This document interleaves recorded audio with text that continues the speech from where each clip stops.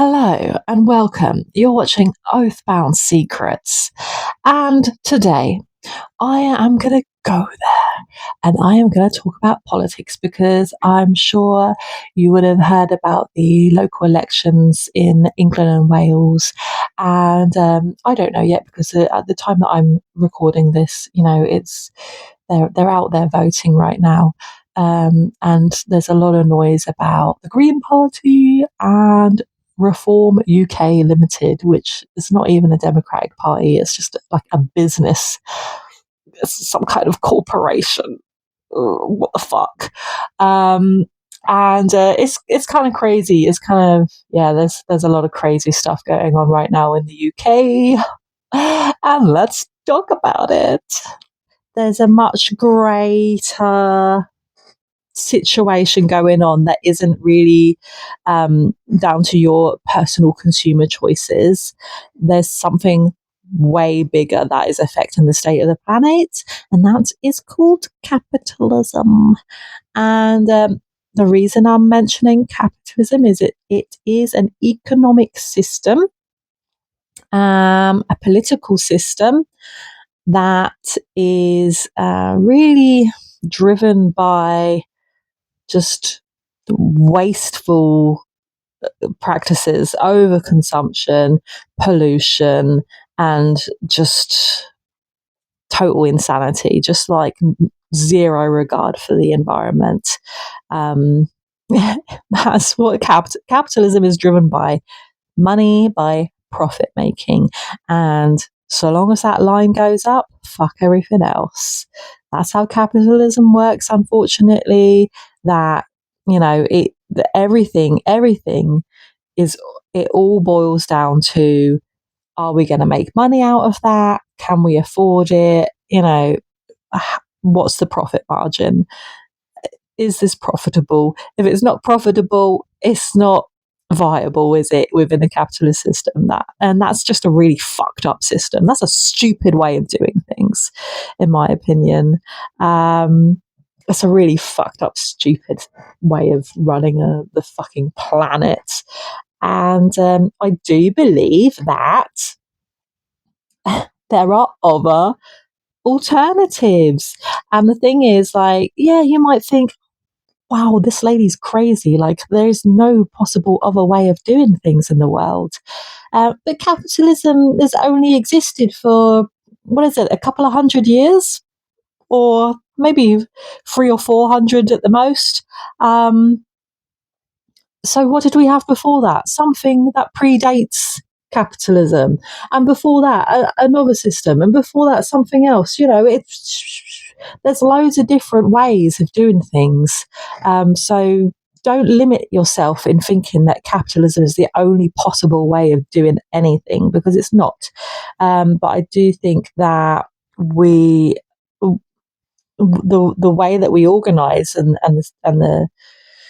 oh, the way that we run an economy, um, is it's not like a simple thing to like change, is it? We have to go through a process of like, oh my god, how do we transition out of capitalism and into whatever the next better thing is, the new and improved system? How do we make that shift? That's quite difficult, isn't it? And that's where green politics comes in, because in my opinion, from my perspective, it's not green politics if it's not attempting to move out of capitalism and into something environmentally sustainable, because capitalism is not environmentally sustainable at all. It just isn't. There's just no way of making that environmentally sustainable. It just, the maths does not add up. It's not possible, because we don't live in a world full of infinite resources.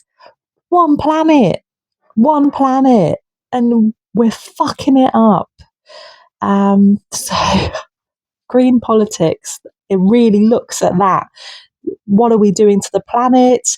this whole global capitalist system that relies on neocolonialism and exploitation of underdeveloped countries. That's a fucked up way of doing things. I don't like it, as you may be able to tell. I don't like it, and I really do believe that there are different ways of doing things, and that we can make progress from this shitty situation and just make the world a better place for everyone, And it pisses me off that, the current system that we're living in is one where we kind of we only focus on ourselves, on this little island called Britain, and what happens to the rest of the world, who cares? Fuck them, What? Whose idea was that? Whose idea was it that we could just go and bomb people in other countries and just, fire missiles and send out drones? What the fuck is that?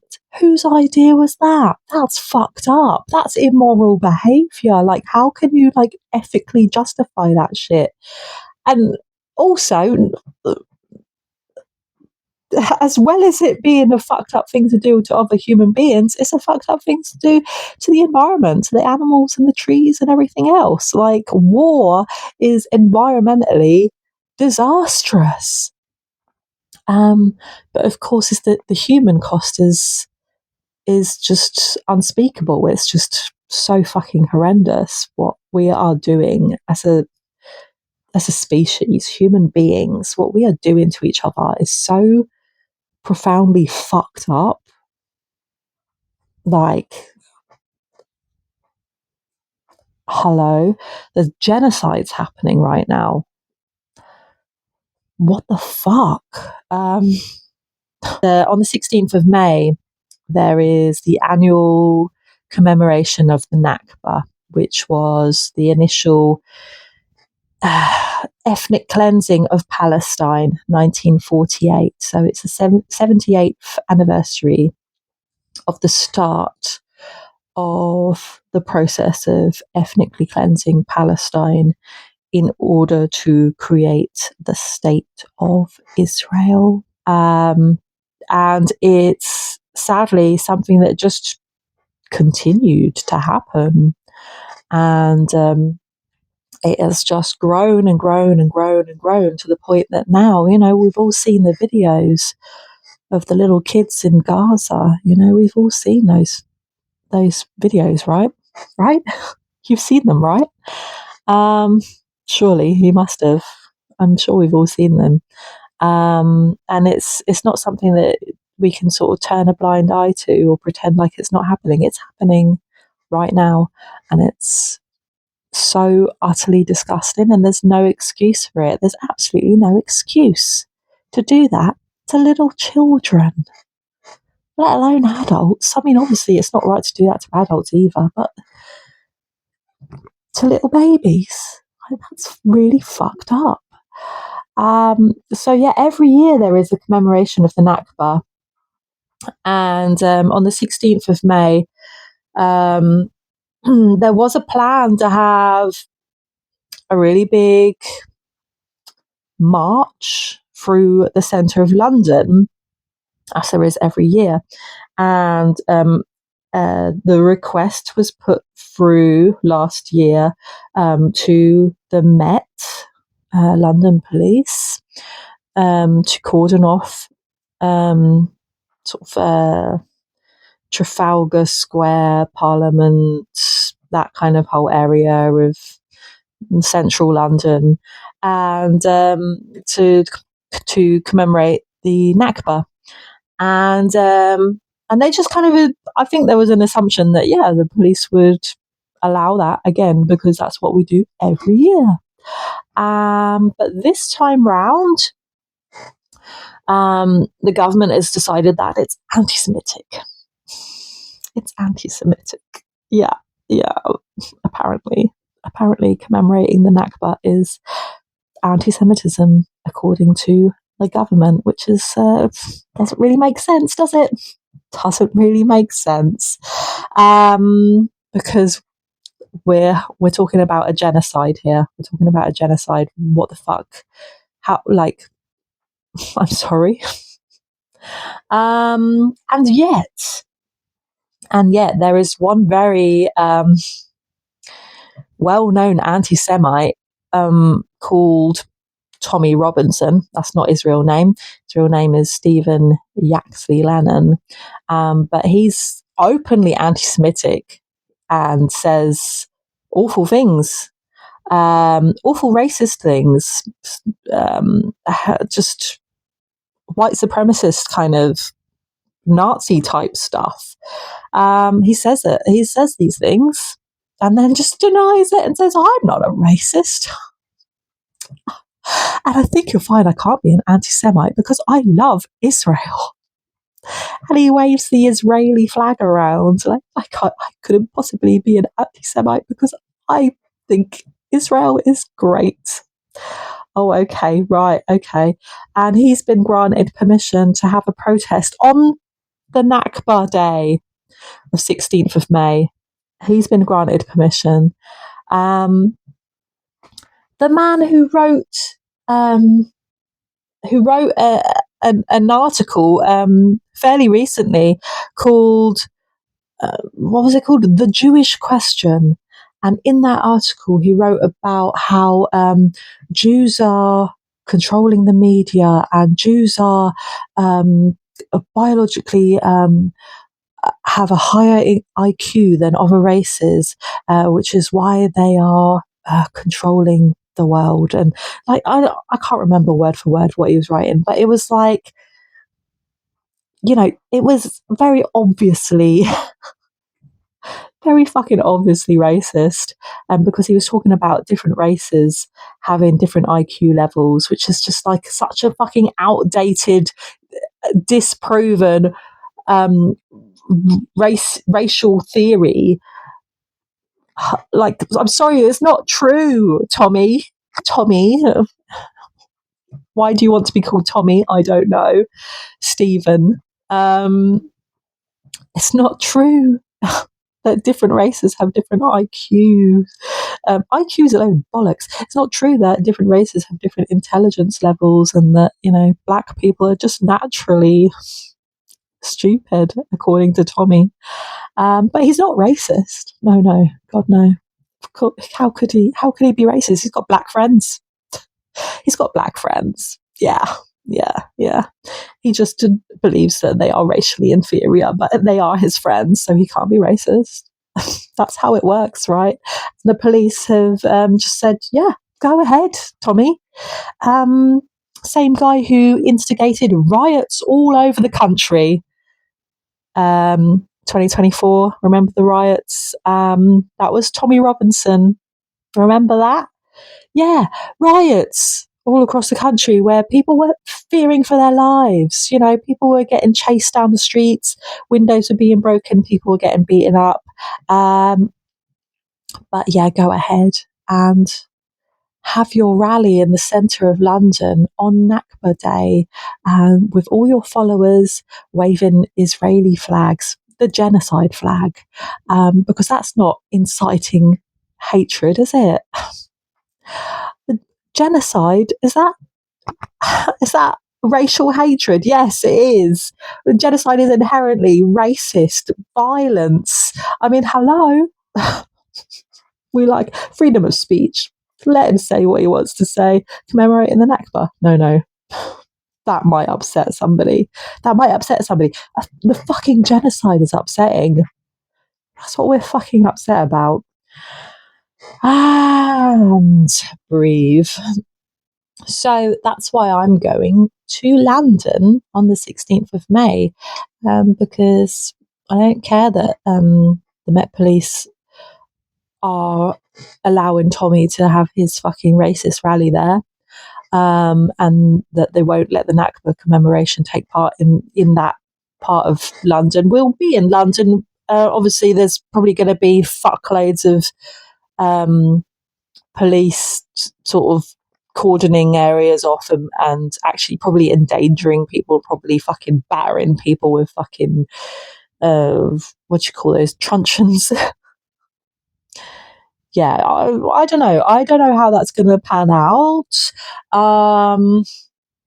Whether the Tommies, whatever they call themselves, I don't know. The Tommy followers, I don't know. They used to be called the EDL. If you're unaware, the EDL is the English Defence League, and it was banned because of the fucking rioting and the fucking racial violence, racial hatred, whatever the term is for it, the fucking disgusting behaviour of this group. And yeah, so they can't call themselves the EDL anymore, but it's the same fucking people with the same fucking leader doing the same fucking shit. And then they go, we're not the EDL. EDL doesn't exist anymore. No, you're the same fucking people. I don't care whether you're officially called the EDL. You are EDL. That's who you are. So I'm going to go up to London on the 16th of May. And what am I going to do? I'm just going to take part in a march, a protest. We're going to be holding placards and banners and things that say stuff like stop the genocide and killing children is bad, and like just very fucking obvious things, you know. Yeah, ethnic cleansing is racist and settler colonialism is not cool.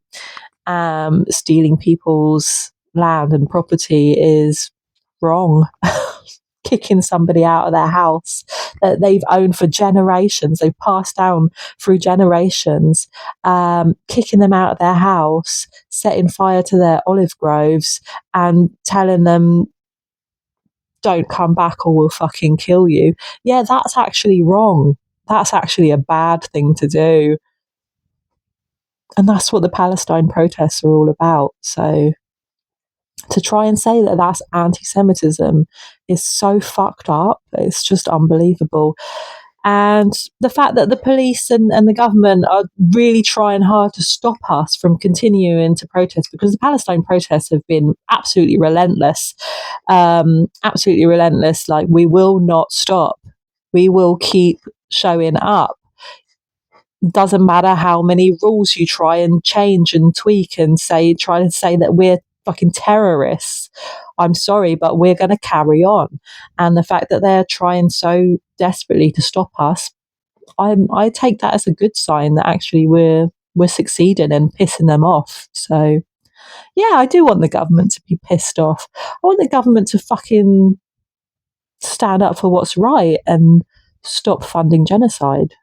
And the amount of actual anti-Semitic abuse that has been directed towards Zach Polanski, the leader of the Green Party, my goodness me, that is just mind-blowing. It's so disgusting.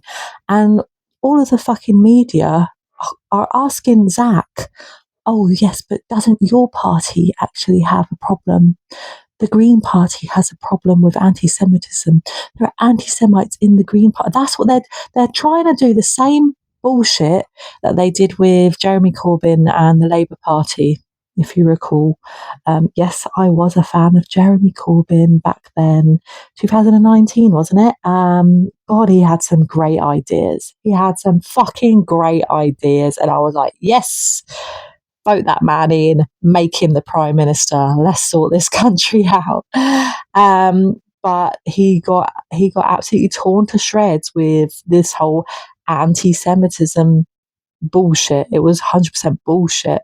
This is a man who has stood against genocide, occupation, and apartheid in Palestine for a very long time, and he's been campaigning for the rights of Palestinians, and that's obviously everyone who is on the side of Israel in this fucking horrendous genocide. It just points a finger and says, "Oh, well, if you criticize Israel, you're anti-Semitic." So criticizing Israel is anti-Semitic. Therefore, you're an anti-Semite. And that's how fucking easy it is for them to just dismiss anything you say. What is he fucking doing? What like, are you actually paying attention? I hope you are. I hope you are one of the people. Please reach and just touch my hand if you are one of the people that is paying attention to this shit and is just as outraged as me and going, what the fuck is going on? What is this? Why do they do this? Why are people allowed to get away with the most horrendous, horrific crimes? Then we go into the Epstein files and Donald Trump and all of his fucking rich friends. They all just happens to be very rich white men. The majority of the perpetrators that are implicated in these files, and God, if you've read like even like a few little sentences from these files, whoa, it's stomach turning. It's fucking disgusting what they were doing to children. Like, people think that all of this has just come out of nowhere. No, reports have been made to the police for years and years and years and years and years and just completely ignored, because these wealthy fucking people can make people shut up, because they just say, if you fucking talk about this, I will have your whole family killed. That's what they do. We all know what they did, but there's still no arrests and no investigations. And even the files that were released, they've redacted the names of the perpetrators as much as they possibly can, and yet they've allowed for the names of the victims, details about where they live, all kinds of things released to the public. And what do you think is going to happen? The fucking perpetrator is going to read this and say, oh, this young child, I remember what I did to them. And turns out they reported me to the police, so I'm going to go and just kill them now, I guess. Or they will commit suicide. I know I sound like a fucking mental conspiracy theorist right now, but this is real shit that is happening in the world. I know it sounds so fucking unbelievable. I feel like that's even like a tactic that they want this stuff to be so fucking unbelievable that you just kind of dismiss it and say, no, that's crazy. That can't be true. But sadly it is. That is the world we are living in. We are living in the world of the Epstein files. We are living in the world of fucking genocide in Gaza. We are living in the world of genocide in Congo and Sudan and multiple other places in the world. What's going on in Haiti? What's going on in Cuba? A lot of fucking countries that I could start reeling off, because there's a lot of fucked up shit happening all around the world. And I just don't think it's right to just mind your own business and carry on as normal when we're living in this fucking hellscape. And yeah, it can feel very overwhelming at times, because you're just like, what am I supposed to do? I'm just a girl. But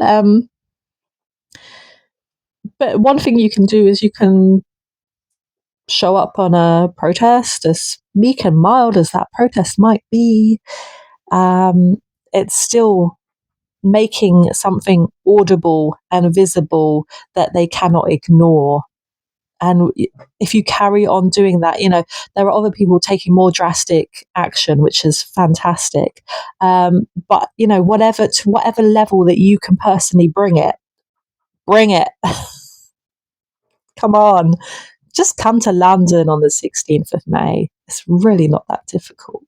Don't worry, you'll be fine. I don't know how to describe what this Tommy Robinson fucking thing is all about.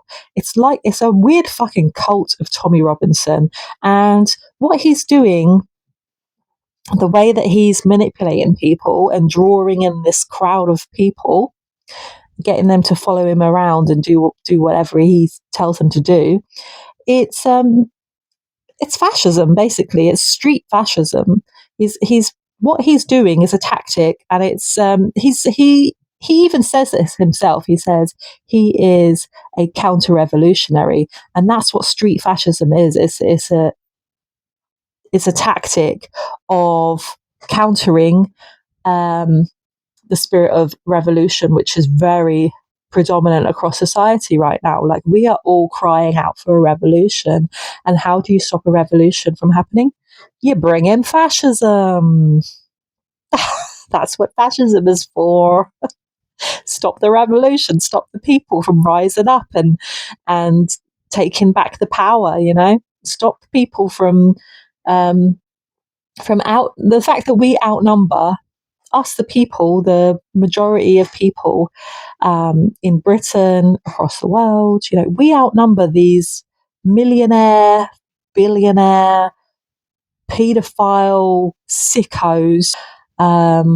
But it just so happens that they're very wealthy and powerful. And I think maybe that's part of why they do these sick, fucked up things, because they're so wealthy and powerful that I don't know, it does something to them that just makes them think that they're so fucking powerful that they can just get away with anything. They can get away with murder, they can get away with rape, they can do whatever they like. They can fucking obliterate entire towns and villages and whatever. And conduct wars and just destroy the fucking planet. Like, they really think that they can do this, and it's like they just don't even care about what the consequences are. A lot of these type of billionaire weirdos believe that the end times are coming, so they just don't really give a fuck. They're like, it's gonna be the end of the world anyway, so we might as well just do whatever the fuck we want. Nothing matters anymore. And yeah, and what do they do? What do they do when the people start rising up against them? Fascism. That's what fascism is for. Cool. Love that. Love this new brand of fascism. The latest trend is techno fascism, brought out to you through Palantir. If you haven't heard of Palantir before, they're just a little bit scary, because they're this tech company that is all about mass surveillance and drones, like robots that kill you and shit like that. Like, that sounds really fucking worrying. And they've got a lot of big contracts with our government. And of course in Israel, and of course in America, obviously. Yeah, and they're controlled by people who are basically Nazis. They have the same, type of beliefs. So that's just fab, isn't it? The technology that they have to control us with through our fucking phones and through cameras all over the place watching us, everything that we do, the amount of surveillance. They're bringing in new laws to try and clamp down on the internet to stop us from doing this. So that's great as well, isn't it? Fuck. Oh shit. The world is really fucked up, and the problem is, no matter how fucked up it gets, here we are, you and me, here we are. What are you going to do? Are you going to just kind of like sit back and just be like, yeah, oh well, never mind, I'm all right? Oh, you're all right, are you? Oh, you're all right. Yeah, yeah, yeah, yeah. Yeah, not for long, mate. Not for long. Fucking get up! Get up! Oh, God. I know I'm like laughing and smiling about all this stuff, but I'm really fucking angry. I'm really angry and I'm really upset, to be honest. And I ain't got all the answers, unfortunately. Oh, shit. One thing that I think is important is to know your power. You are not powerless. You are not powerless, my friend. Especially when we come together, we have power in numbers. That is our greatest strength. Our greatest strength is power in numbers, because there's so many of us. They can't fucking kill us all. But when it comes to real change in the world, unfortunately, a lot of the time, the, the period of change does become very violent. The violence comes in one of the subtle ways that violence arrives is economic violence, and that is making you homeless, making you jobless, making you poor. These are tactics. These are deliberate tactics. The fact that we're in an economic crisis right now, that's a fucking deliberate tactic. In the grand scheme of things, maybe not everybody is aware of what they're doing and the kind of cause and effect of this whole sort of cycle of events. Maybe they don't all connect the dots like I do. Maybe a lot of people aren't aware of what they're doing, but in the grand scheme of things, that this is this structure. It's all very mathematical, and it's all very scientific. You know, you do one thing, it affects people in this way, and that disempowers people, and that makes it more difficult for people to resist. And it all just adds up. You know, it makes sense, and we are about to actually enter into an even deeper crisis economically in Britain. And I don't know about the rest of the world, but yeah, I know that in Britain, you know, the economy has not been great ever since 2020.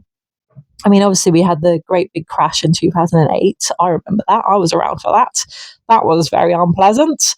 But now, ever since 2020, I've been like, oh, I'm sure things are going to start getting better soon. Yeah. Or we'll just ride this out, ride this out. Things will start getting better. Don't worry, don't worry.